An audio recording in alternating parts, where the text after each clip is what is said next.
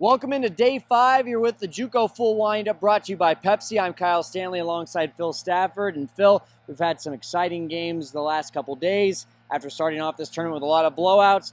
Looking for obviously great baseball, but we are seeing a shortened field as we get deeper into the tournament. Yeah, we are cut down now, heading into day 5 with just 5 teams remaining.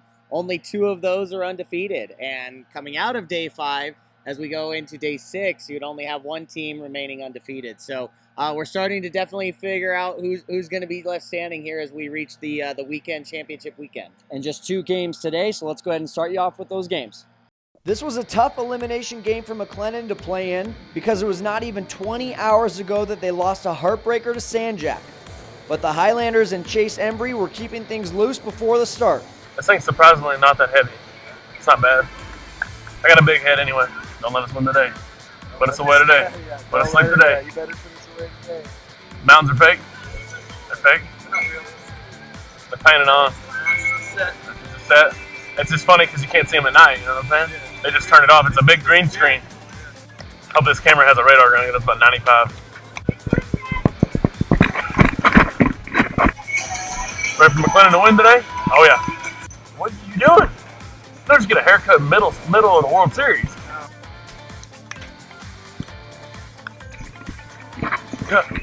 Yeah. Chipola still hasn't looked like the #1 team in the nation that we've all been expecting them to be. Maybe today would be that day, though. McLennan jumped on the board first. Second inning, the Highlanders put up 3 runs, capped off by an RBI single by Josh Bro. Then bottom of the second, the Indians are threatening. Bases loaded, 2 outs. Jason Blanchard looks like he's induced an inning-ending fly out to right, but Joe Bro bangs up against the wall and loses the handle, goes for a bases-clearing double, and we're all tied up. Next batter, Jose Caballero continues his amazing tournament, obliterates that ball to left. Suddenly, Chipola leads by 2. Fourth inning, Josh Bro is back at it. This guy is a one-man wrecking crew. According to Coach Mitch Thompson, this ball only went about 303 feet, but the good news is that the left field wall is only 302 feet.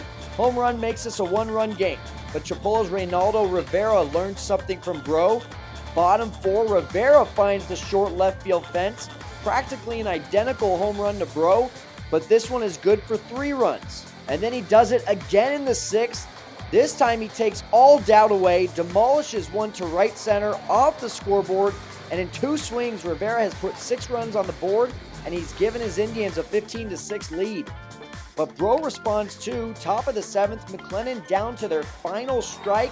Bro blasts a 2-run bomb to avoid the mercy rule.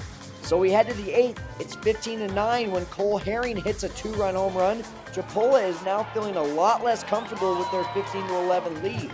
Bottom 8, bases are loaded for Caballero. On an 0-2 pitch, Caballero sticks his arm over the zone, gets plunked, and the ump calls him back to the plate.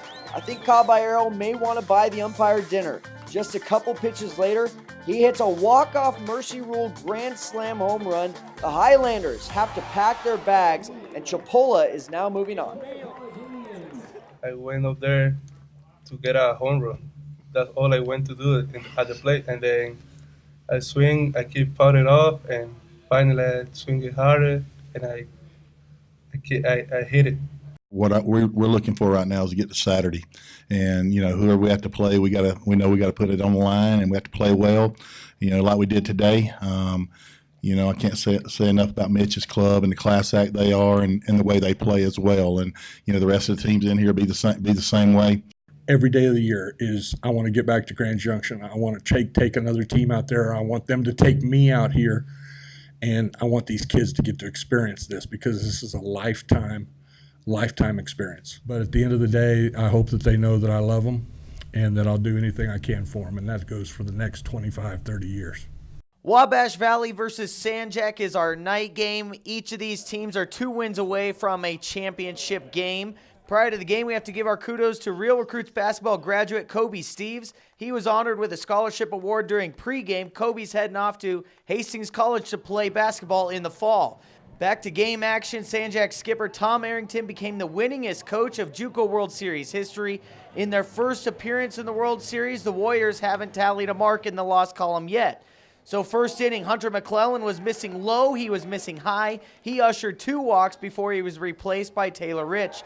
Then Rich throws a wild pitch and the Warriors' leadoff hitter, Braden Giroux, touches home, and the Gators replaced Rich after 2 batters with Jerry Maddox. He closes out the inning without further damage.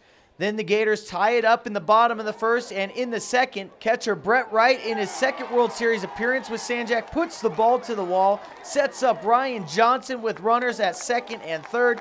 Johnson carries his weight. Another double for Sanjak. By the end of the inning, the Gators would lead by 3. As we move to the fourth, Johnson up to the plate once again. He hammers one to the right center gap. Some of the Gators think it's a home run. Even with Johnson stopping at second, the umpires give the signal for a homer, so Johnson thinks he has a 2-run dinger. But then the umpires reconvene and determine the ball did not go over, instead bounced in front of the fence, so runners are put back on base, and with a closer look, you can see the dirt kick up in front of the fence where the ball comes down. So right call was made, but the Gators would cash in either way. Both runs score by a sacrifice and a pass ball, so the Gators lead 6-2. From there, Jerry Maddox was terrific on the hill. He blanked the Warriors for the next 4 innings. That's been Jerry's role, spot start, as well as long relief for us, and we knew that was his role. He knew what it was, and he went in there and did a fantastic job. The Gators score 5 runs in the 7th and the 8th as they win 12-5, and they're the final undefeated team in the 2017 JUCO World Series. It's not the first time that we've had to bounce back and collect ourselves and be able to flush things and move on and learn some things. But the biggest thing is just understand that you have to play good baseball. You have to do the little things right. And we didn't get a big hit when we needed to, and didn't get a big stop. And those are things you have to do at this tournament time. We didn't do it, but we'll get our minds right. We'll get ready to play tomorrow, and we got a lot of confidence in our guys, and we'll be able to move on and get big tomorrow. I mean, we just try to go up there with a good approach and have quality at bats and grind it out. And I think from top to bottom, I think we accomplished that, and it paid off for us. We head now to the play of the day and homer of the day. Your player of the day comes from the glove of Mario Morales over at first for the Sanjak Gators. This kid is hitting over .430, but he flashes the leather with this diving stop and finishes the play with the toss to the pitcher. And your home run of the day is the grand slam from Jose Caballero. Not only was it his second of the day, it also ended the game, and the at-bat should have been over 2 times before he even hit it. First on a hit by pitch, second on a pop-up that was missed. Caballero ended up hitting the grand slam to send McLennan home. As always, if you're looking for more behind-the-scenes footage or even some more post-game reactions, feel free to follow us on all social media platforms at Real Recruits. And Kyle, as we look ahead towards Thursday, we've got 2 games, but one game is very important, Sanjak versus Cali. That is our night game. Depending on that outcome, we have a multitude of scenarios that could happen for Friday. And of course, before that, Wabash Valley and Chipola playing in definitely an elimination game. But yeah, I mean, there's so many different outcomes that could come of this. We could definitely know that we're playing on Saturday by Friday or by Thursday. Or if Sanjak wins, we might end this thing on Friday. Right. So you never know. But make sure to, if you're not coming to the games on Thursday, definitely check out the full wind-up recap for Day 6. This has been the full wind-up recap for Day 5. Phil Stafford, I'm Kyle Stanley. We'll see you next time.